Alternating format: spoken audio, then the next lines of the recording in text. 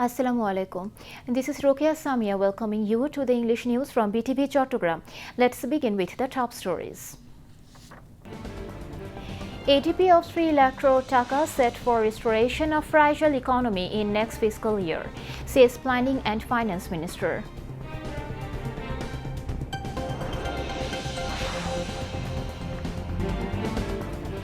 BNP government led by Prime Minister Tariq Rahman completes 3 months. Journey to 4th month begins.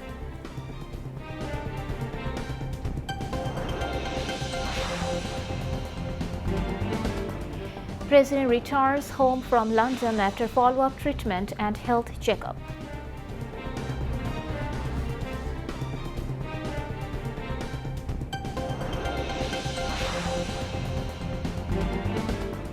Measles outbreak decreases due to government's prompt steps.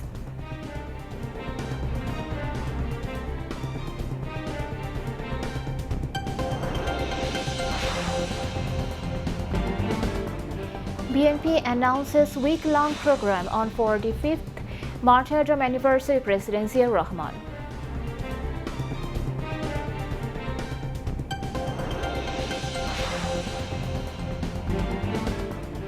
Clock is ticking as talks to bring war to end stalled, says US President Trump, warning Iran.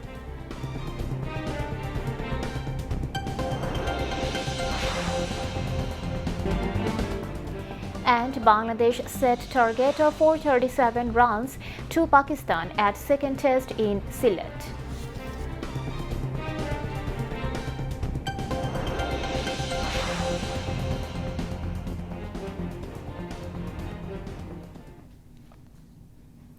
Viewers, those were the top stories. Now moving on to the details. The size of the Annual Development Program (ADP) for the upcoming fiscal year has been set at 3 lakh crore taka. This allocation was approved at the meeting of the NSC held at the NSC Conference Room in Sheri Bangla Nagar in the capital today. Prime Minister Tariq Rahman presided over the meeting. Members of the Cabinet, members of the Planning Commission and concerned secretaries were present at the meeting. After the meeting, Finance and Planning Minister Amir Khosrow Mahmood Choudhury briefed journalists. He said that projects beneficial to the country and the people will be retained while the rest will be excluded. The Finance and Planning Minister stated that the current government is giving importance to projects necessary for the welfare of the country and its people.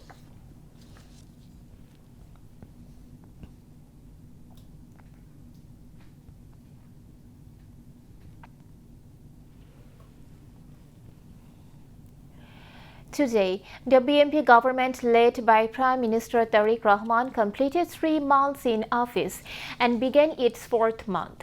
Over the past 3 months, initiatives have been taken to implement multiple important projects, including fulfilling election pledges, rebuilding democratic institutions, economic recovery, ensuring social security, and launching canal excavation programs. The core objective of Prime Minister Tariq Rahman's political philosophy is to rebuild democratic institutions, achieve economic recovery, and ensure social security. In accordance with election pledges, family cards have been introduced for low-income families. The BNP government has also started providing allowances for mosque imams and muezzins. In agriculture and the rural economy, the Farmer Card program is one of the government's most discussed initiatives. Through the introduction of farmer cards, the government has started providing farmers with direct subsidies, low-interest loans, and fertilizer and seed assistance. The canal excavation program has been relaunched to restore rural agriculture and the environment. Through this project, initiatives have been taken to improve irrigation systems and eliminate waterlogging. The current government has emphasized cost-effective management to tackle the global energy crisis. Importance has also been given to increasing the use of alternative energy. At the same time, initiatives have been taken to expand the digital education system as part of modernization in the education sector. Since assuming responsibility for governing the state under the leadership of Prime Minister Tariq Rahman, the government has ensured a remarkable achievement by implementing nearly 80 important measures over these 3 months. In addition, Prime Minister and People's Leader Tariq Rahman has been included this year in the list of the world's 100 most influential people by the world-renowned magazine Time. President Mohammad Shahabuddin has returned home from London after completing follow-up treatment and medical checkup. The regular flight of Biman Bangladesh Airlines carrying the president landed at Hazrat Shah Jalal International Airport in the capital today. Minister for Law, Justice and Parliamentary Affairs Mohammad Asaduzzaman, Dean of the Diplomatic Corps, the Counselor of the British High Commission, and senior officials from the Foreign Ministry, Prime Ministers and President's offices welcomed the president at the airport. The president went to London on May 9 for follow-up treatment and medical checkup. The TCB truck sale program has brought relief to low-income people amid rising prices of daily essential commodities in different parts of the country, including the capital.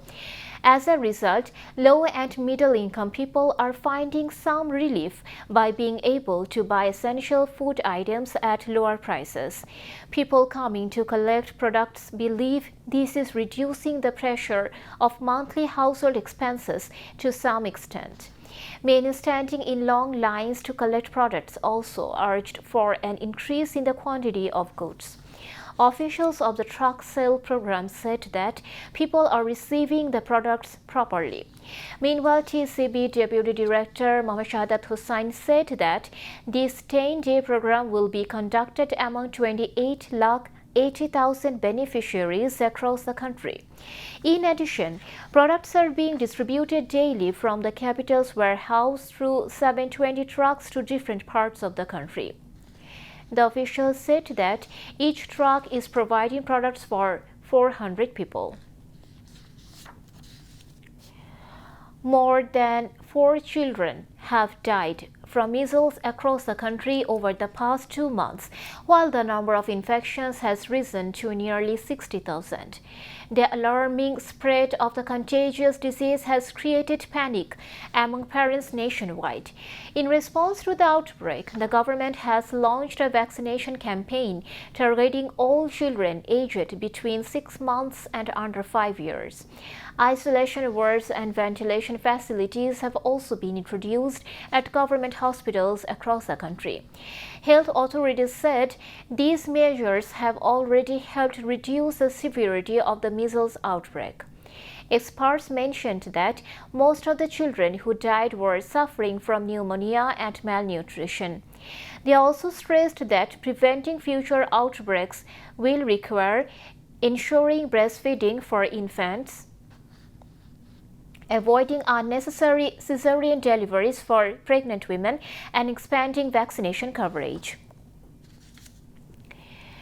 Ruling BNP will observe a week-long program from 25th May to 1st June, marking the 45th martyrdom anniversary of martyr President Ziaur Rahman.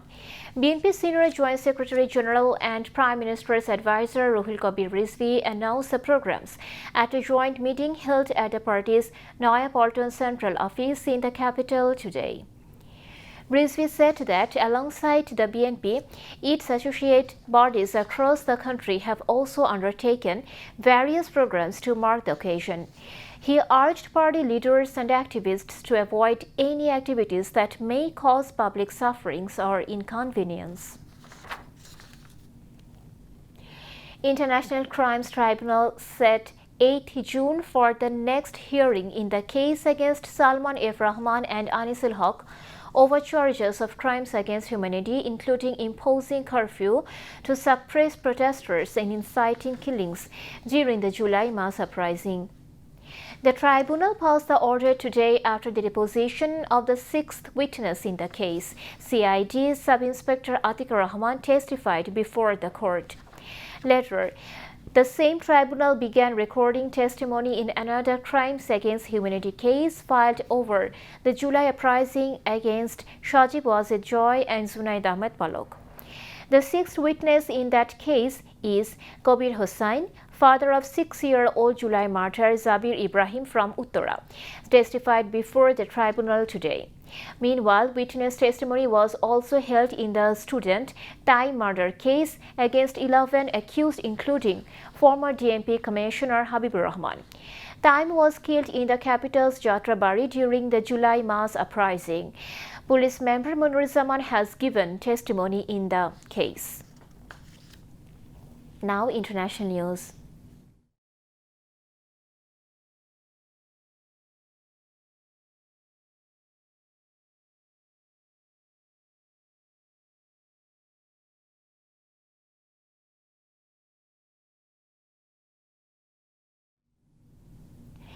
US President Donald Trump has warned Iran, saying the clock is ticking as talks to bring the war to an end have stalled.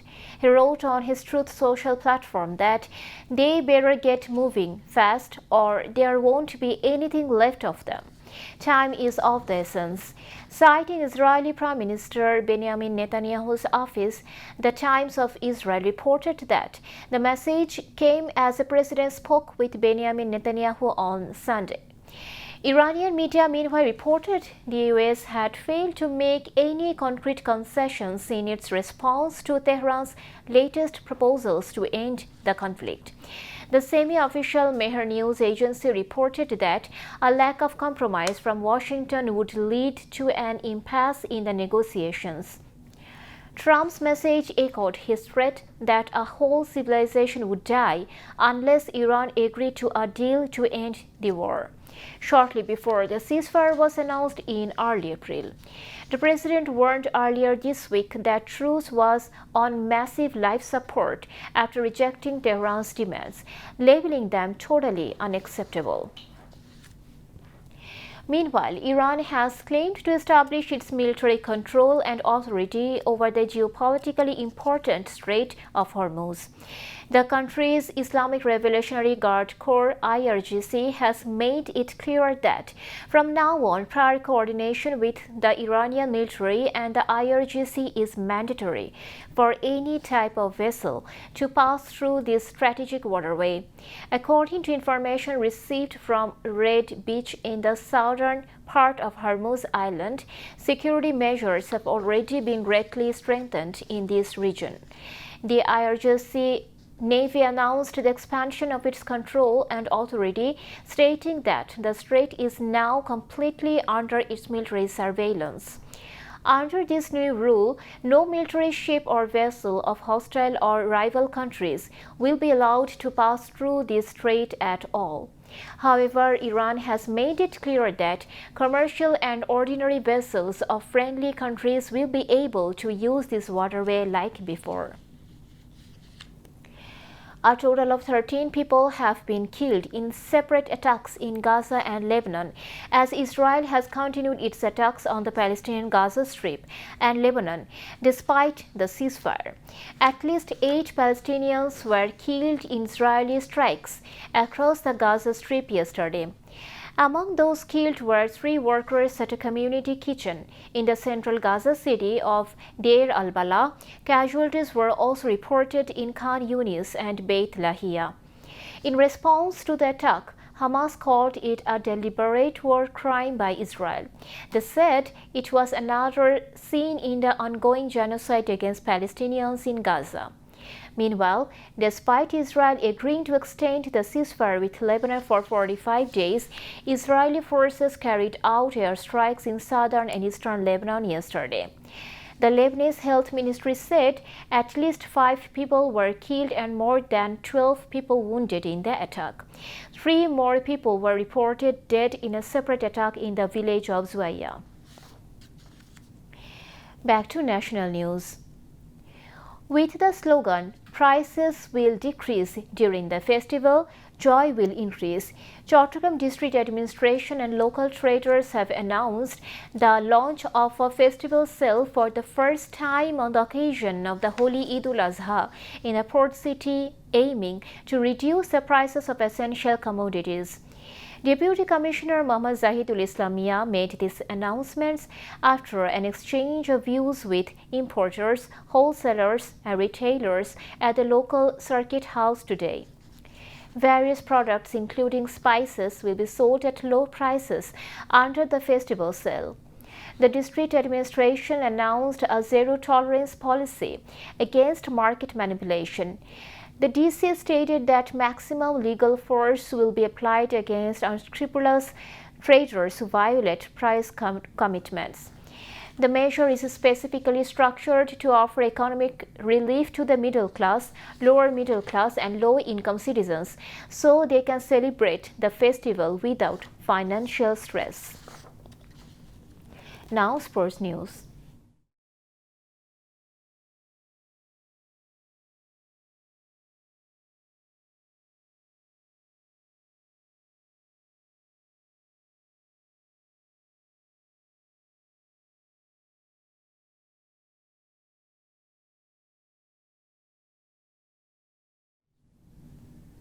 Cricket.